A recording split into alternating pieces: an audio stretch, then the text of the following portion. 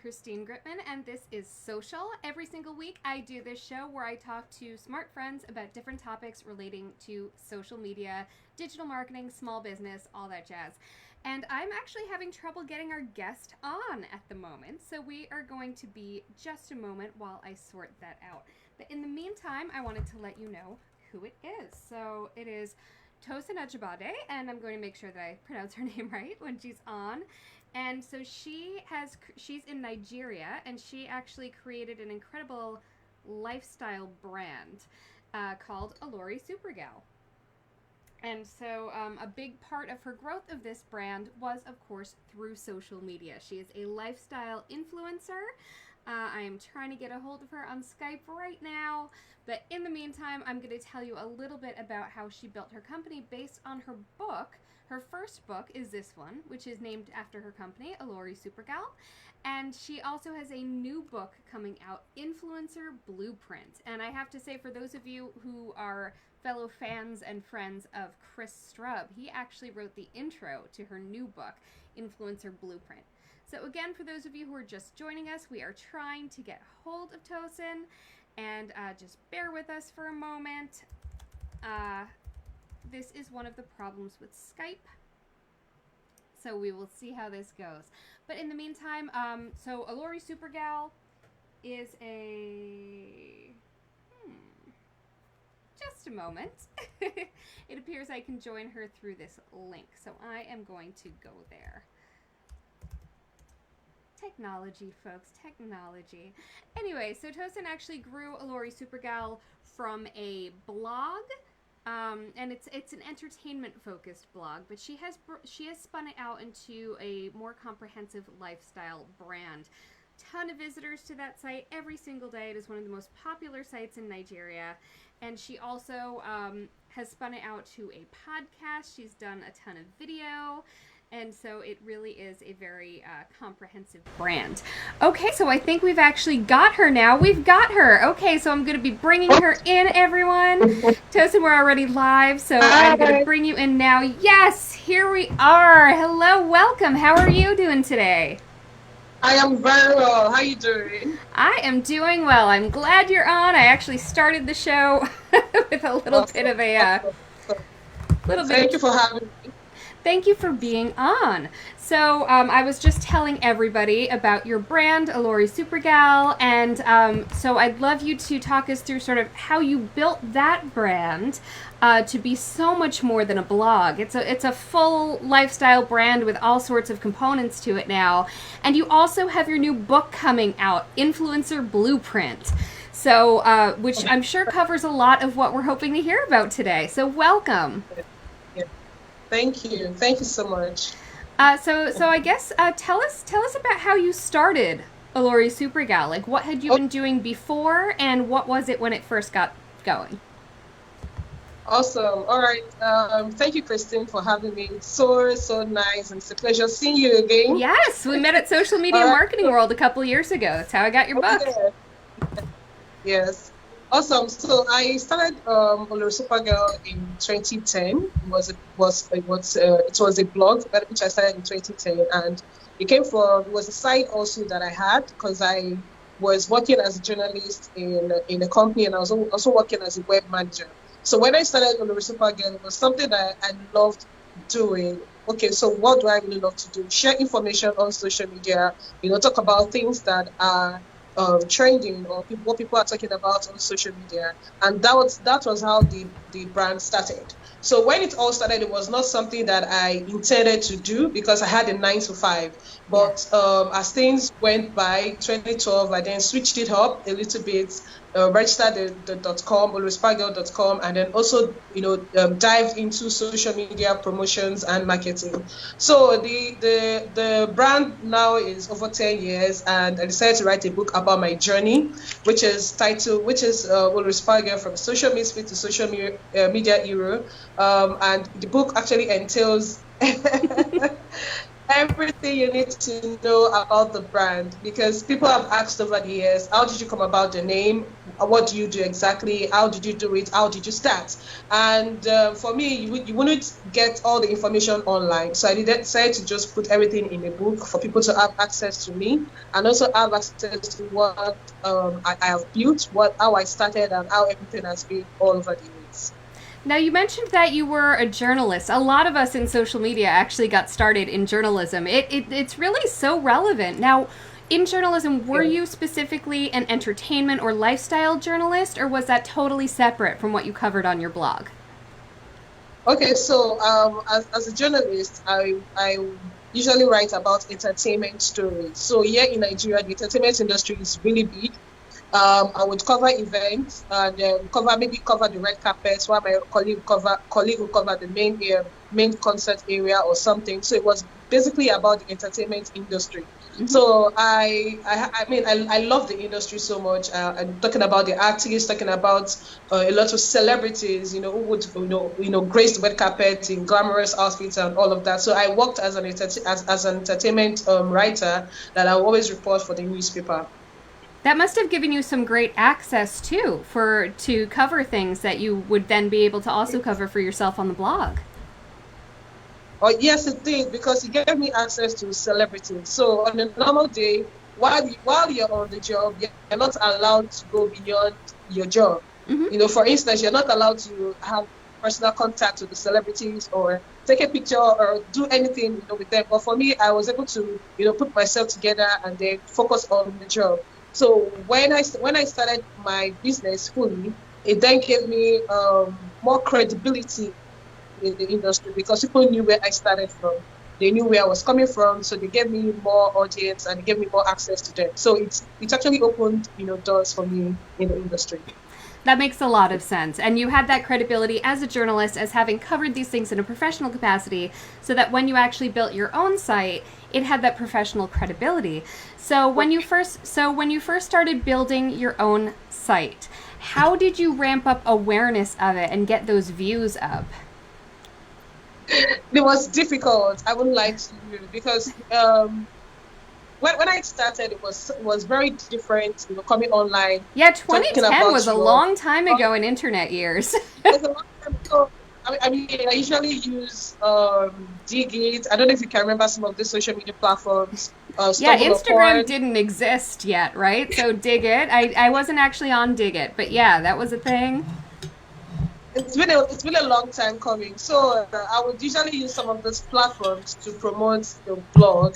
I'll use some of these platforms to talk about the stories on the blog. Then Google, I think Google Plus, mm-hmm. then came into trend, and I started using Google Plus, and then I amassed a lot of followers on Google Plus until we shut it down.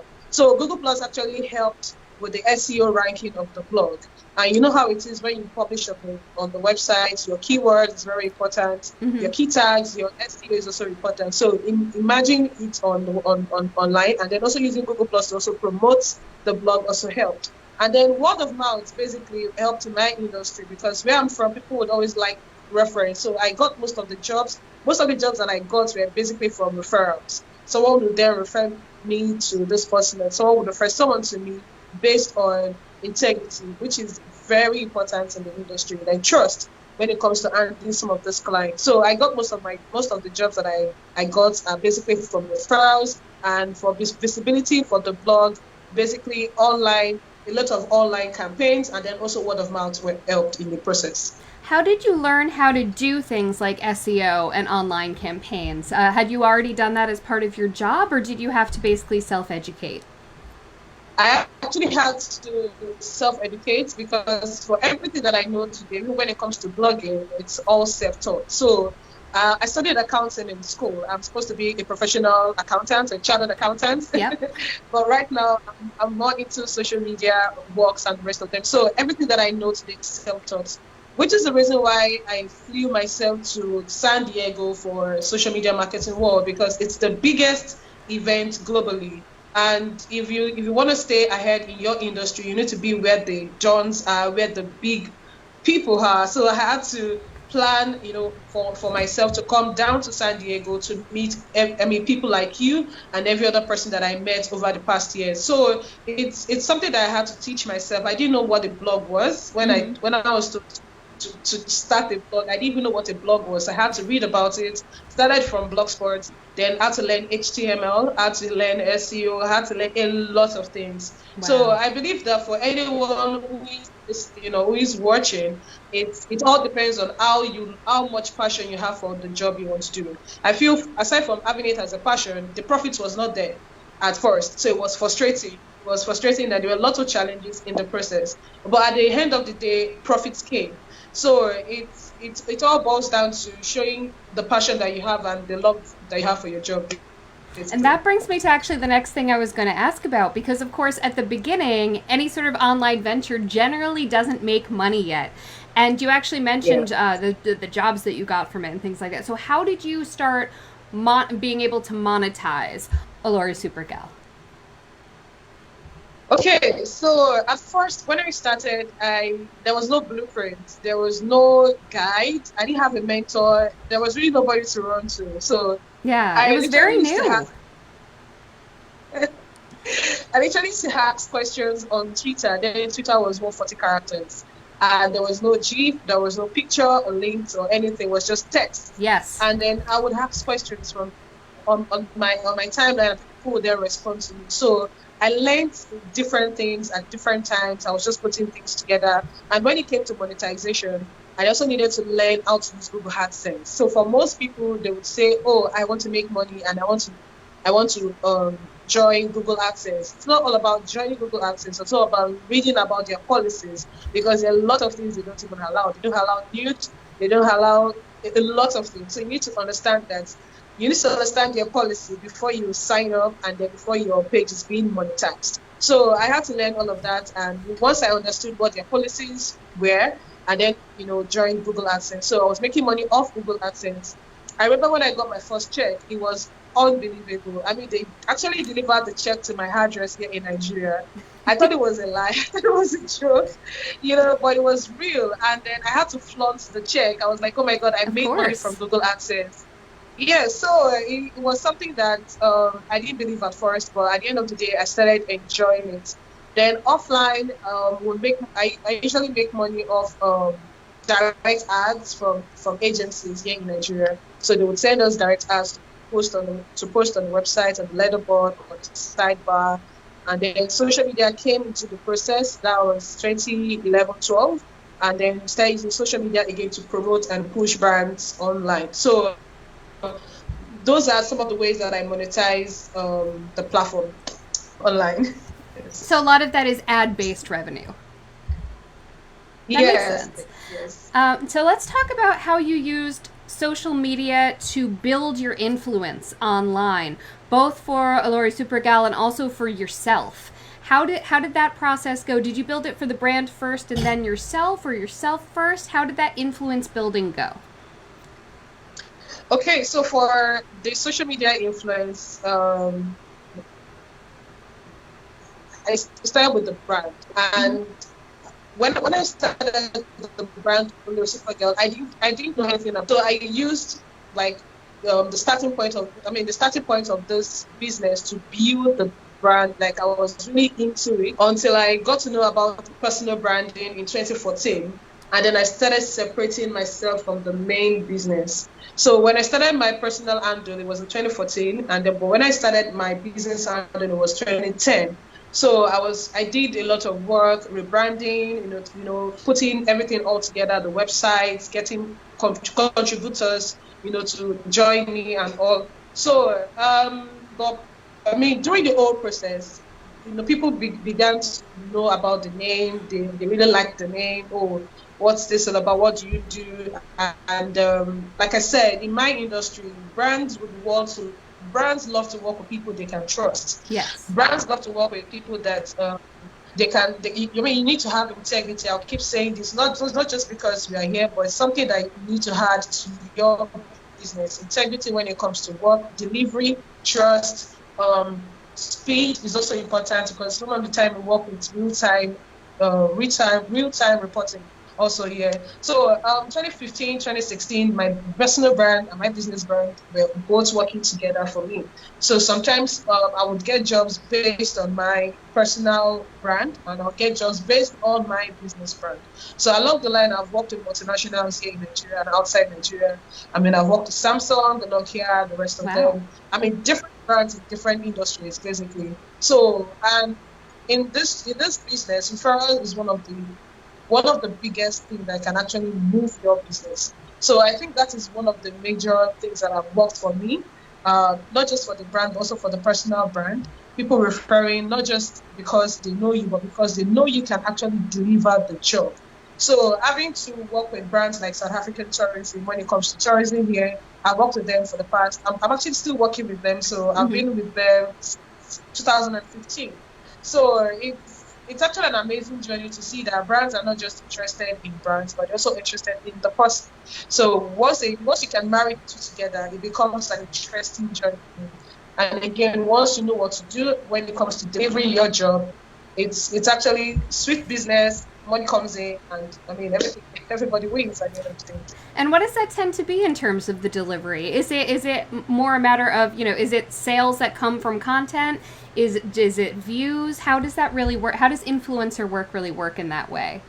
Okay, so for me, it works in different ways. So for brands like Samsung, when they're about to launch new phones here in Nigeria, they start with the influencers.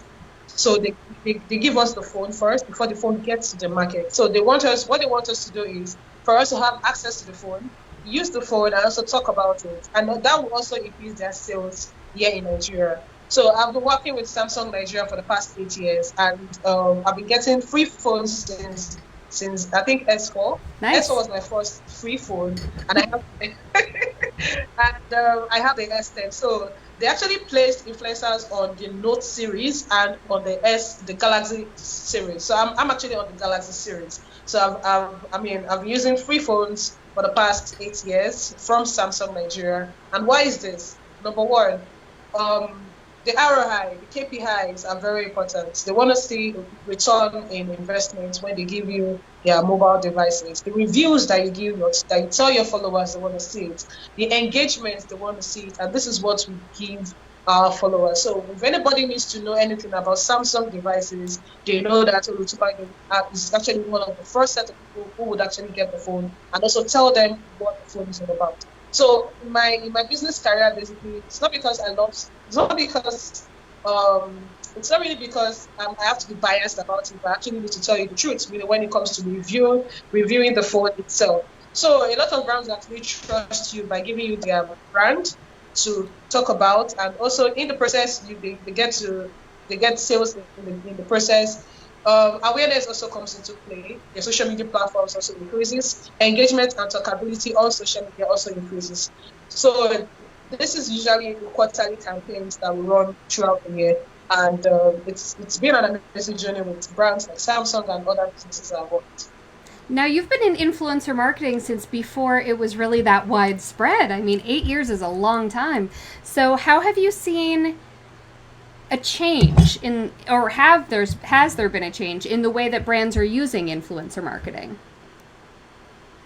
over that time? So I think a lot has changed right now, and new influencers are on the rise every day. Even here in Nigeria, a lot of influencers are coming up every day. From comedians to actors to actresses, a lot of people are coming up today. Now, a lot of brands, in the process, because a lot of brands would use influencers to boost their sales.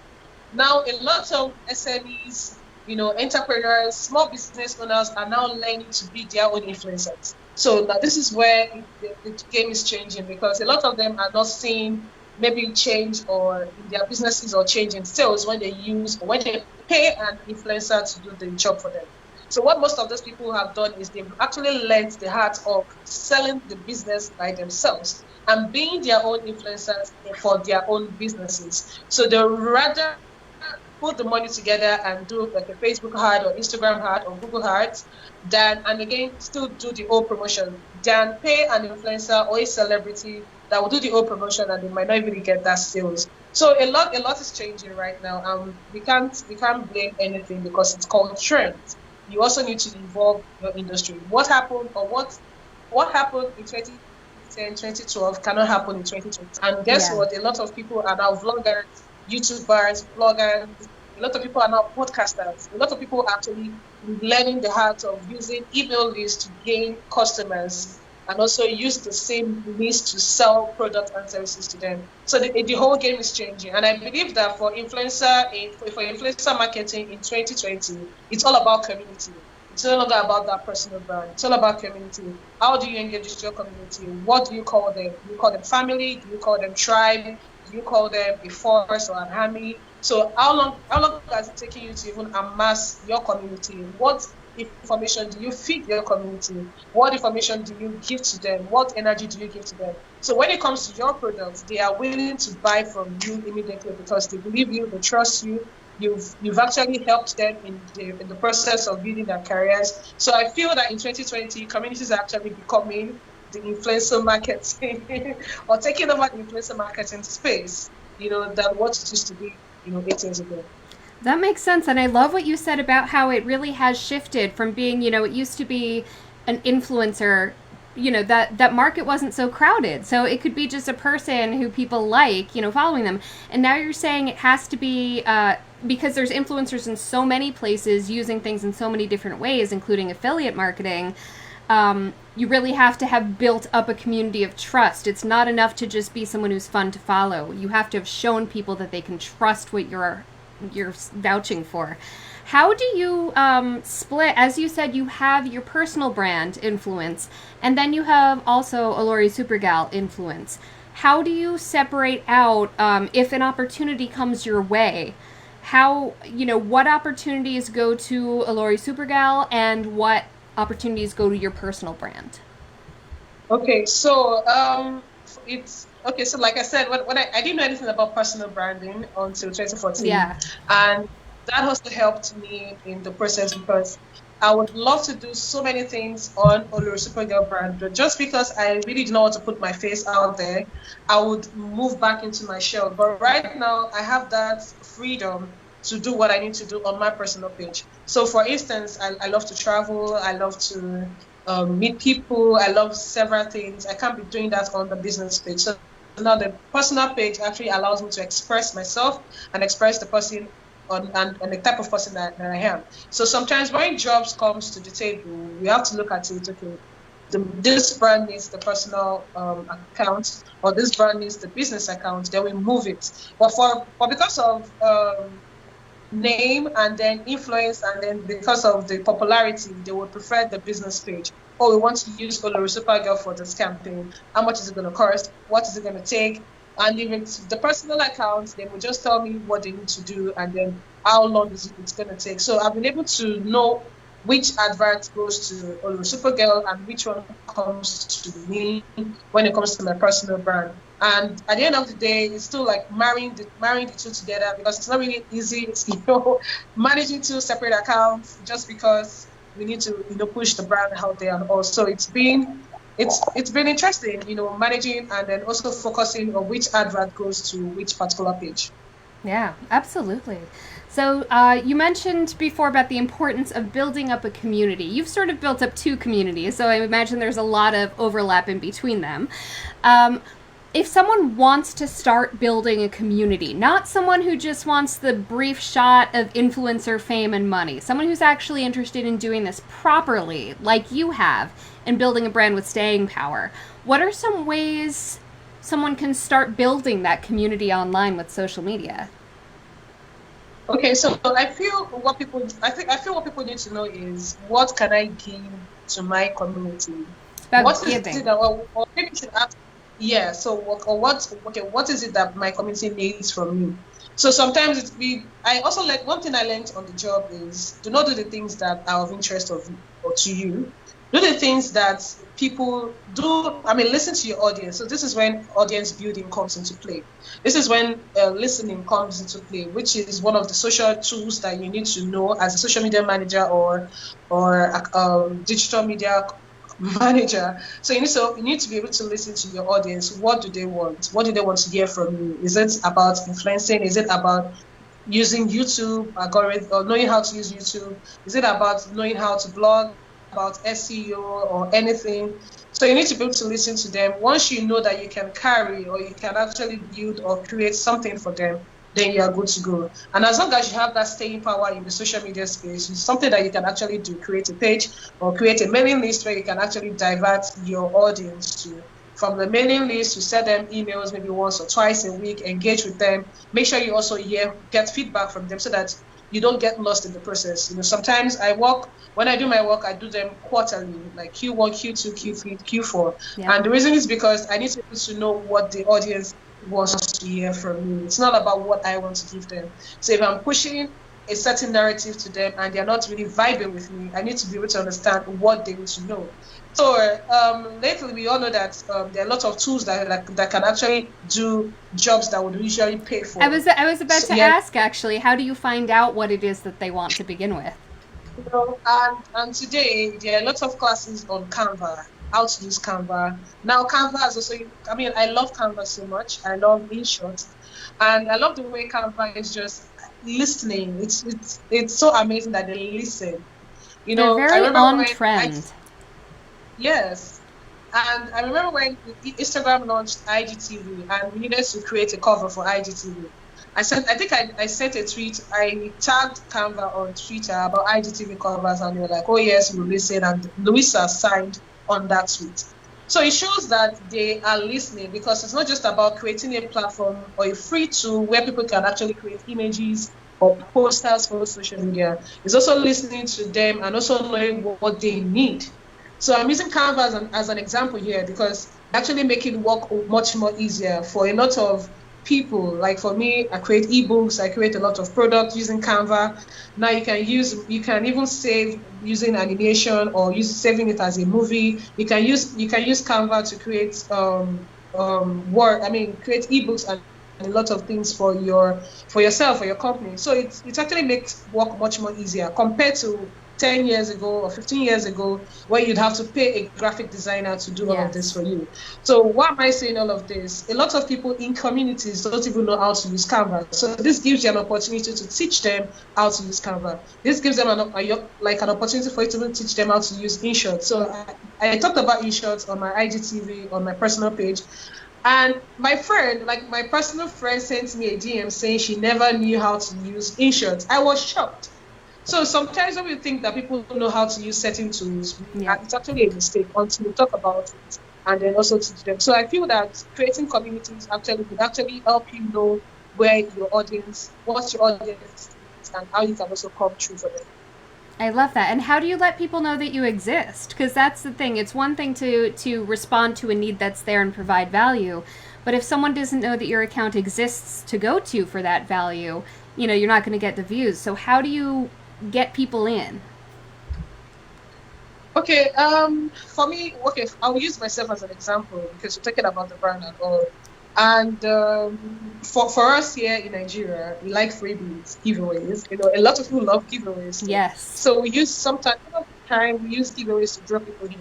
That's smart. And then when there are maybe special holidays like Independence Day, Christmas, Easter, we use freebies to get them in. We partner with product owners or partner with brands who can actually give us products, and then we tell our audience that, okay, do you know what? Tell people to tag us or to follow us. We give you this, we give you that, and we've actually given out phones on our platform, giving out money, we're giving out airtime, giving out different things on our platform. And why is this? People would stay because you have something to give to them. It's just normal human psychology. So people would want to stay when it's free. If I get a free ticket to New York today, I will come to New York and say hello to you. So that's how it works, basically. So the staying power actually works when you also engage with your audience and also understand what they need and also know what you're giving to them at what particular time. And again, freebie works, so why not try it? That is a great idea. I gotta start thinking about stuff I can give away now. So now, before we wrap up, I would love it if you would tell us about your new book, Influencer Blueprint. What inspired you to put together this book, and how can people get it?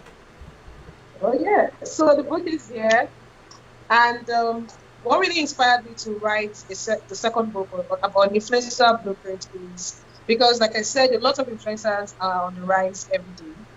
A lot of people don't even know how to monetize their platforms when it comes to influencer marketing. So most people feel it's all about getting followers, but not doing the main job, which is content. Now, content is what drives your platform, be it on YouTube, Instagram, Facebook, anywhere on any platform. Content actually drives your platform. So sometimes when I teach influencer marketing, because I usually host trainings every two months here in Lagos, and I will tell my students, see, once you walk out of the class, that doesn't make you an influencer. What makes you an influencer is where you do the work, and where you need to do the work is by creating content for your page. It's not easy being a content creator. It's not even easy doing what other people have started doing, but it's also about you finding yourself and also knowing who you are. Like I said, a lot of people are now influencers today, but they're not making money. So why go through all the process of creating content and dishing out, content without making money or without letting brands know about you? So the book Influencer Blueprints was published this year, and it actually has 9 chapters, and it covers everything that you need to know about influencer marketing, from identifying your niche, which is very important. And when it comes to niche, you need to know what you can do and what you can carry on social media. For instance, there are a lot of tech reviewers, tech influencers here in Nigeria that I respect, even in Africa here that I respect so much. There are a lot of beauty influencers. There are a lot of food vloggers, bloggers that are doing so well. And this is where they need to know that they can actually make money depending on the type of niche they want to build or create for their audience on social media.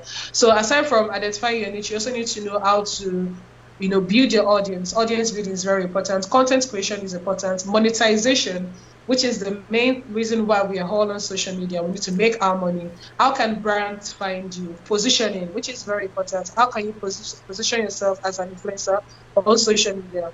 Now, a lot of brands would want to work with influencers that can actually help them marry their products and also marry the message together to give to their audience, which is called engagement. So if you are a tech reviewer, for instance, working with mobile phones or working with brands like the telecommunication companies won't be difficult, because already you've built an audience where they already understand that you talk about tech and you also talk about telecommunication. So that way it helps your job much more easier, and they get paid by the brand by just telling your followers what the job is all about, or the campaign is all about. So the book actually covers everything. It also covers influencer agreements. So when I started influencing, in the process I got to learn that a lot of agencies were cheating me. They would take my money and not pay me. Or they would pitch me and my brand to a client and tell the client that I'm expensive. So after getting all of this, information, then brought me down to this, that it's best to have an agreement. So once you build an agreement with this client, you then know what you're getting, how long the campaign is going to last, and all. And these are some of the information that a lot of influencers don't know. Yeah. They can't find the information anywhere. What they see are just tips, tricks, 10 things to do, 20 things to do, but they don't get the real information, which is something like influencer agreements that you can actually create between you and the agency. So it's a lot. And I also featured 15 content creators across Africa, from Joburg, Accra, Nairobi, and South Africa, Lagos, Abuja. So I actually interviewed them, and they have their stories where they shared their journey as influencers. And I also got Chris to write the foreword. Yes, so Chris Strub. Love Chris Strub. Yes, it did. And I'm really grateful to Chris for doing this, because it means a lot to me, and I appreciate him for taking his time to write the foreword for the book. So I feel that in 2020, influencers need to be paid right. When I started, I was not paid right. I was cheated. Mm-hmm. And I feel that for anyone starting today, you don't need to go through that route. I feel that if you have what it takes to be in the industry, then you need to take all that is yours, which means your money, your the attention and everything that comes with it. So I believe that anyone who is watching, any influencer who wants to build their platform here or anywhere across the world, please, you need to learn certain things and also know how to work and position yourself for brands in your industry.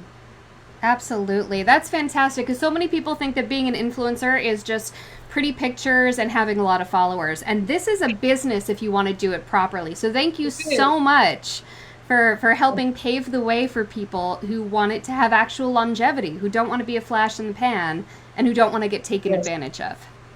Sure. Well, thank you so much. Where should people find you online? All right, so guys, you can find me on social media, the Facebook, Instagram, Twitter, for the business page at Olori Supergal. And you can follow me on Twitter, Instagram at the Tosin Ajibade, which is my personal page. And the website is olorisupergal.com. And what else again? I'm on YouTube, guys. You can find me on YouTube and please subscribe on the channel. Nice. Thanks. You are not hard to find, which is very good. Well, thank you so much for being on. This is fantastic. I definitely think that's a book that a lot of people are going to want to check out. And it's actually really fitting that today's show was about branding because for those who may not know, for those who haven't been watching for years and years, I actually take August off from my show. So this is my last episode of Social for a month. But it's not just my last episode of Social for a month. When I come back in September, same bat time, same bat channel, it's going to be a different show, you guys. I have, since April of 2017, I've been doing this show, Social, where I interview smart people about topics on social media, digital branding, small business. It's specifically going to be about brand when I come back, you guys. My new show, also Fridays at noon, starting the first Friday of September, is going to be called Strike Up the Brand, and it's going to be a whole bunch of wonderful people like Tosin who have figured out how to put themselves into their brand, how to put their personal brand forward. We're going to talk about how to do that, why to do that, different elements of doing that, and we're going to have some more great guests for you. So again, don't join me next Friday, but do join me in September. If you're not already following me to get the information on the show, please do. I'm easy to find, and I hope to see you in September. Bye! All right, bye!